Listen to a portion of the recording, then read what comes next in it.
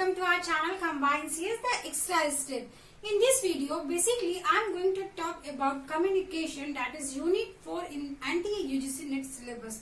So as you all know, dear friends, I have been discussing whatever syllabus you have as per anti-UGC NET. We have discussed what are the important points of teaching aptitude. Next we have seen what are the important points that you must cover in research aptitude. Then I have also given you some tips how to solve reading comprehension, and in the same series let us see what are the important points that you must understand and learn the concept of communication. So let us start with our today's session. So what is communication? Communication means the way you present yourself, the way you communicate, you talk or you express yourself in front of another people. As for example, I am making a video. Suppose if while playing the video, if you are not able to hear the sound, then what it will happen? Then you can say me that either that communication, whatever information I am providing, that is effective? Obviously not. Because if the motive of creating video is to deliver whatever information I am sharing to you, you must learn it, you must listen it, and if you are not able to listen it, then how it's going to be effective communication? So let us see what are the core points that you must learn in communication. And let me tell you friends, this topic is very scoring topic because questions is from recent year का अगर आपने pattern check किया होगा तो already I am telling you teaching aptitude, your research aptitude and communication and ICT. ये जो चार topic है, इस चार टॉपिक से आपके क्वेश्चंस कंबाइन होके आते हैं. मतलब कि आपको टीचिंग का भी नॉलेज होना चाहिए, आपको रिसर्च का भी नॉलेज होना चाहिए, देन कम्युनिकेशन एंड देन आपका ICT. So first question recent year में अगर मैं बात करूं तो फर्स्ट क्वेश्चन इसके मीनिंग पे ही आ जाती है कि what you understand by the communication. Then what is the meaning? Meaning means कि whatever information I am providing to you, that must be fruitful, that you must need to be comprehend, and it's come from the Latin word that is communis, that is the combination of so many things. And what are the characteristic of communication की अगर मैं बात करूँ, there are so many characteristic of communication. As an example, तो characteristic first characteristic I can say it must be universal in nature. Universal is means nature is what? Suppose आपके घर में कोई पेट है, correct? then you might be knowing कि अगर आप एक पेट से भी कम्युनिकेट करते हो, there is a bond, there is a love, there is a affection कि आप उससे रिलेट हो जाते हो. जैसे अगर सपोज आपके घर में कोई डॉग है, तो अगर डॉग की भी तबीयत खराब होती हो तो आप उसको डॉक्टर्स के पास लेके जाते हो. क्यों? Because you have certain love, आपका उससे कहीं ना कहीं इमोशंस जुड़ा है. तो कैरेक्टरिस्टिक में हमें यही समझना है कि it is universal process, it is continuous process. Continuous means what? कि आपका ब्रेक डाउन नहीं होना चाहिए. सपोज अगर मैं वीडियो बना रही हूँ और इफ अगर पावर कट हो जाए तो कम्युनिकेशन क्या हुआ? वो बैरियर हो गया. क्यों? वो फिजिकल बैरियर हो गया कि हमारा इलेक्ट्रिसिटी पावर नहीं है. तो आपका कंटिन्यूअस प्रोसेस होना चाहिए. Then communication I can also say it is a social process. This is very important. and in nowadays अगर मैं नेशनल एजुकेशन पॉलिसी की भी बात करूं तो उनपे भी उन्होंने बहुत ज्यादा ये फोकस किया है कि apart from knowledge, apart from your experience and apart from your syllabus की जो आपके कोर्स कंटेंट में है, you must learn how you need to survive in an environment. की इन्वायरमेंट में आप किस तरीके से लोगों से मिलते हैं, आपस में इंटरेक्ट करते हैं और आपका ओवरऑल डेवलपमेंट क्या होता है. फॉर एग्जाम्पल अगर मैं 4 महीने पहले की बात करूं तो I was also not comfortable with the camera. मुझे नहीं होता था बात करने में. एंड आई गेस जितने भी लर्नर्स इस वीडियो को देख रहे हैं या जो भी यूट्यूब पे वीडियोस या किसी दूसरे प्लेटफॉर्म पे पढ़ा रहे हैं, तो कहीं ना कहीं at the starting phase they also might face the same problem. Then it means what कि आपको किस तरीके से बेस्ट वे में अपने आप को रिप्रेजेंट करना है, आपको प्रैक्टिस करना है, सो दैट कि आप सोसाइटी में अपना एक स्टैंड ले सको. Correct? So this was the characteristic कि आप जैसे अगर मैं काफी कोर्सेज की बात करूं, ऑल आर टेलिंग कि आपका जो नॉलेज है वो एक अलग चीज है कि आपने इंजीनियरिंग कर ली, आपने एमटेक कर लिया, but if you are not able to face the interview, अगर आप इंटरव्यू में रिजेक्ट हो रहे, देन व्हाट? इट मीन्स कि आपके पास जितनी भी नॉलेज आप अच्छे से एक्सप्रेस नहीं कर पा रहे हो। सो नाउअडेज बहुत ज्यादा कम्युनिकेशन पे फोकस किया जाता है कि आपको अपने आप को, आपका सेल्फ डेवलपमेंट होना चाहिए। तो इस तरीके से आपके दिमाग में जो भी आपके नेचुरल एक्सपीरियंसेस है, आप सोसाइटी में या आप अपने फैमिलीज में, इवन आप देखो एक मदर और एक बेबी का जो रिलेशनशिप होता है वो इतना ट्रू लव होता है कि उसमें कुछ भी प्रॉफिट और लॉस की बात नहीं आती है, करेक्ट। तो आप अपने पर्सनल एक्सपीरियंस से भी इस क्वेश्चन को सॉल्व कर सकते हो।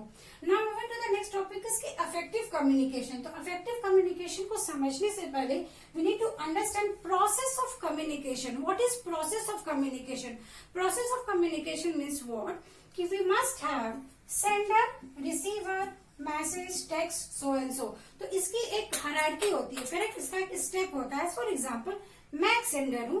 If I am making a video lecture, then video lecture is what a message. उस मैसेज को आप रिसीवर क्या करते हो? एक्सेप्ट करते हो और उसको आप कॉम्प्रीहेंड करते हो and then you are providing me the feedback. तो this is what process of communication, जो कि कंटिन्यूअस होना चाहिए और एक फ्लो में होना चाहिए। क्या ऐसा हो सकता है कि मैं आपको कोई इन्फॉर्मेशन नहीं दे रही और आप तक मेरी आवाज पहुंच रही है? नहीं हो सकता ना।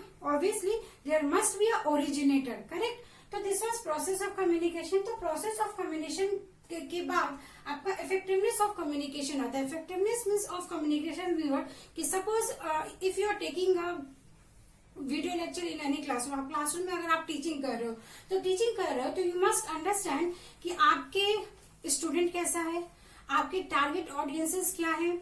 सपोज अगर वो चाइल्ड है तो आपको उनके वे में प्ले एक्टिविटीज के मेथड के थ्रू आपको उनको पढ़ाना होगा।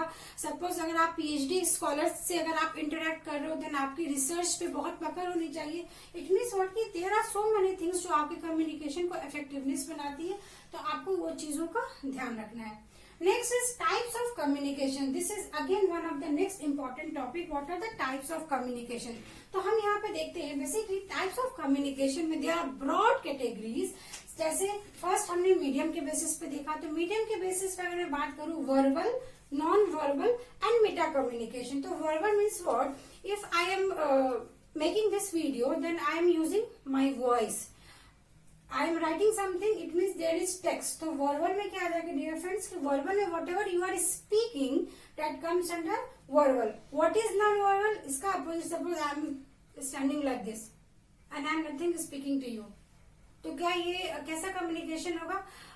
Suppose if I have given you question और मैंने अगर ऐसे किया, it means कि मैंने अपने expressions को यहाँ पे आपको show किया। तो whatever expressions you have वो आपका क्या हो जाएगा? नॉन वर्बल कम्युनिकेशन में आएगा। जैसे साइन लैंग्वेज, टच लैंग्वेज। अगर suppose if you are hand shaking with someone, अगर आप किसी को हक करते हो तो what is this are the medium of communication. What is meta communication?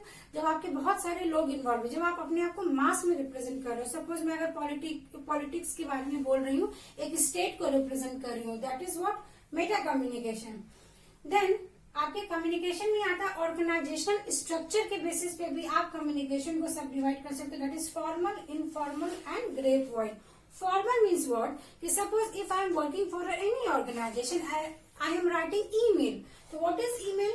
The form of written and oral thing comes under formal communication. What is informal? Informal, suppose मैं office में cafeteria में हूँ, correct, और मैंने वहां पे चाय पीते पीते अपने बॉस की शिकायत करी। तो what is that? That is informal communication कि आप फॉर्मल तरीके से नहीं, इनफॉर्मल तरीके से आप अपने पीयर्स के साथ, अपने फ्रेंड्स के साथ, अपने रिलेटिव्स के साथ कम्युनिकेट करो। What is grapevine? तो इस पे कई बार क्वेश्चन आ चुका है कि आपका सबसे ज्यादा इजिली क्या स्प्रेड होता है? Grapevine. Humour, we can say rumours. Rumours means what? Suppose अगर आपकी बॉस की शादी फिक्स हो गई है और उसने आपको बताई नहीं, तो अगर किसी भी सोर्स से किसी एक एम्प्लॉय को भी मालूम पड़ता है कि अच्छा बॉस की शादी ठीक हुई, देन वो इतनी जल्दी बोलते हैं ना, आग की तरीके से फैलता है। तो that is what grapevine कि उसमें कहीं ना कहीं कुछ परसेंट का ट्रुथ भी होता है और उसमें कुछ फॉल्स वैल्यूज भी होते हैं। So this was the 3 broad categories of organisational structure. And next is agent के बेसिस पे आपका कम्युनिकेशन को डिवाइड करते हैं। What is agent? Intrapersonal, interpersonal, group and mass communication. तो आप समझिए when I am talking to myself, अगर मैंने मिरर रखा और मिरर के सामने मैंने अपने आप से बात किया, या मैंने आंख बंद किया और बोला कि हे भगवान मेरा गेट क्वालिफाई हो जाए, it means what I am self talking to myself, then इस तरीके का कम्युनिकेशन आपका इंट्रापर्सनल कम्युनिकेशन आएगा. Interpersonal means what, if I am communicating with small group, I can say अगर मैं एक से ज्यादा लोगों से कम्युनिकेट कर रही हूँ then that is interpersonal. Then group communication, जब मैं एक लार्ज मास को रिप्रेजेंट कर रही हूँ, सपोज मैं 50 या 100 कॉन्फ्रेंसेज में पार्ट ले रही हूँ, मैं वर्कशॉप में पार्ट ले रही हूँ, then that is group communication. And mass communication, obviously बात है ये सबका क्या हो जाएगा और ह्यूज अमाउंट में होगा. सपोज कि अगर मैं कॉन्फ्रेंसेस की बात करूँ जहाँ पे 1000 to 1000 लोग रहते हैं, तो this is on the basis of agent. So this was the 3 categories. Next categories is direction. Direction जिसमें हमारा आता है upward, downward, horizontal and diagonal. तो नेम से ही क्लियर है. अपवर्ड मीन्स व्हाट, कि सपोज आपकी कंपनी का कोई क्लर्क है, अगर वो अपने मैनेजर को रिपोर्ट कर रहा है, that means it is upward communication. Downward means what, कि जो आपके पॉलिसीज और रूल्स किसी ऑर्गेनाइजेशन में फॉर्मुलेट होते हैं, वो एक बॉस से सीनियर मैनेजर देन क्लर्क को असाइन होती है, and that is downward. Horizontal जो सेम पेज पे होता है. फॉर एग्जाम्पल, अब जैसे कंपनी के बोर्ड ऑफ डायरेक्टर्स की मीटिंग नहीं हो रही है, आप मान के चलो कि वीकली आपके डिफरेंट जो मैनेजर्स होते हैं, लाइक एचआर टीम होते हैं, आपके फाइनेंस डिपार्टमेंट, आपके एचआर डिपार्टमेंट, आपके आईटी डिपार्टमेंट, जब आपस में काफी मैनेजर्स एक साथ बैठ के डिस्कशन करते हैं, that is known as horizontal. Then what is diagonal? Diagonal I can say this one. Cross में जैसे आप समझ के चलिए कि you are a part of any school और कॉलेजेस, करेक्ट. तो आप अगर आईटी के लेक्चरर हो सकता है कि आपको मैथ्स के कुछ प्रॉब्लम्स को सॉल्व करने में प्रॉब्लम आ रही है, तो आप क्या करोगे, जो मैथ्स के फैकल्टी हैं उनके पास जाओगे, उनसे डिस्कशन करोगे. और वी कैन से अगर आपको साइंस का कोई कॉन्सेप्ट समझना है तो आप उनसे जाके कम्युनिकेट करोगे. इट मीन्स क्रॉस, कि आप डिफरेंट डिपार्टमेंट्स में जाकर अपने आप को क्वेश्चंस को पूछ रहे हो. Then that is known as diagonal communication. So this was all about the types of communication. तो अगर आप मैं सिलेबस की बात करूं तो आपके सिलेबस में इतना डीपली नहीं मेंशन किया है, बट क्वेश्चंस इससे इस तरीके से ही मल्टीपल चॉइस क्वेश्चंस पूछते हैं. अगर आपने प्रीवियस ईयर के क्वेश्चंस को देखा है तो कभी टू द पॉइंट क्वेश्चन नहीं आता है. आपके 6 to 7 ऑप्शंस होते हैं जिसमें आपको एलिमिनेशन मेथड का यूज करके जो बेस्ट ऑप्शन होगा उसको सेलेक्ट करना होगा. Now again this is very important, barriers of communication. Barriers of communication जैसा हमने अभी बताया कि सपोज मैं एक वीडियो लेक्चर बना रही हूँ, पावर कट हो जाए, then that is barrier of communication. Suppose अगर आप कोई इन्फॉर्मेशन ट्रांसफर कर रहे हो बट वहां पे कोई सुनने को नहीं तैयार है. एज फॉर एग्जाम्पल, मैं यहाँ पे वीडियो शूट कर रही हूँ और सामने से अगर आपको गाड़ियों की आवाज आ रही है या आपको बच्चों के खेलने की आवाज आ रही है, रोने की आवाज आ रही है, देन दैट इज नॉइस का problem.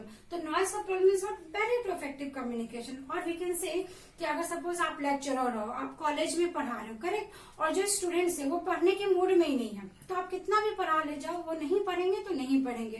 Then that is psychological barrier. एक दूसरा मैं और भी एग्जांपल दे सकती हूँ, एटीट्यूड. इस पे बहुत क्वेश्चंस आते हैं. एटीट्यूड मीन्स व्हाट, कि हर एक स्टूडेंट के लाइफ में उसके बेस्ट फैकल्टी होते हैं, उसके रोल मॉडल होते हैं. तो ऑब्वियसली वो रोल मॉडल के लिए इतना पॉजिटिव फील करते हैं कि उनको ऐसा फील होता है कि नहीं, उस फैकल्टी ने अगर कुछ बोला है देन दैट इज 101% एक्यूरेट.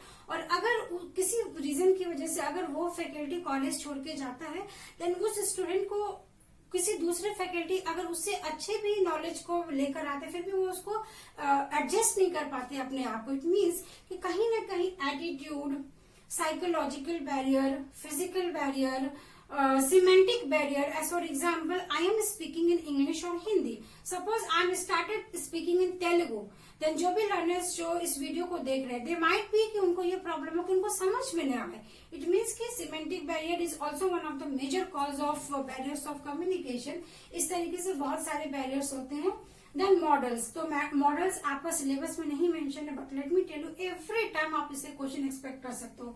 जैसे आपके डिफरेंट मॉडल्स होते हैं, स्क्रैमन का मॉडल होता है, बर्लो का मॉडल होता है, सो एंड सो बहुत सारे मॉडल्स है. तो आपको ये मालूम होना चाहिए कि कौन सा मॉडल इंटरएक्टिव है, कौन सा मॉडल ट्रांजेक्शनल है. इस तरीके के क्वेश्चंस बहुत आते हैं. प्रोसेस ऑफ कम्युनिकेशन हमने ऑलरेडी डिस्कस किया. Then classroom communication. तो जैसा मैं आपको बता रही थी, classroom communication, mass media and society, इस दोनों से these are the recent topics जो इस पे क्वेश्चंस बहुत बनते हैं. तो क्लासरूम कम्युनिकेशन आप ये मान के चलो, आपको टीचिंग, आपको research aptitude and information and communication technology, उन सारों का मिक्सअप क्वेश्चन पूछेगा। जैसे उन्होंने आपसे ये पूछ लिया कि आप प्रोजेक्टर पे क्लास में प्रोजेक्टर से पढ़ा रहे हो, तो स्टूडेंट्स का आउटकम कैसा है? क्या वो इंटरेस्ट लेके पढ़ेंगे, या वो एक्साइटेड हो जाएंगे, या वो सोएंगे, क्या करेंगे? इट मीन्स व्हाट कि आपको टीचिंग के जो एड्स होते हैं उसका नॉलेज होना चाहिए, देन आपको बैरियर्स मालूम होना चाहिए, देन आपको उनका इंटरेस्ट लेवल भी मालूम होना चाहिए। तो इस तरीके से क्वेश्चंस को वो थोड़ा ट्विस्ट करके पूछते हैं।